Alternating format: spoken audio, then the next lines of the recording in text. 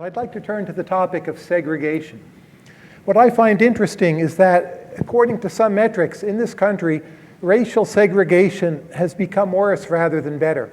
Just a simple example. In 1988, 43% of black students were in majority white schools. Today, that's gone down to 23%. Now, we have an African American president. In some ways, the country seems less prejudiced. How has this happened? What has gone wrong?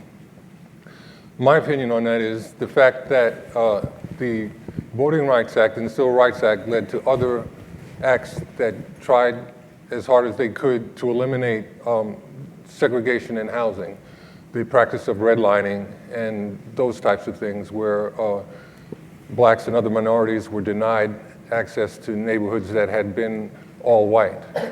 So now that we've dealt with that situation changing for a good 30 years or so, all the, well, I say the majority of the housing patterns that have developed from that is what we used to call de facto segregation. Right. People moving to where they want to move and living with the people that they want to live with. And maybe, and this is just a maybe, but I think it's pretty accurate, maybe that has caused another round of de facto segregation where people now are living where they want to live, but the racial makeup of the neighborhood or the composition of the neighborhood is still quite similar to when segregation was the law and people didn't self-segregate.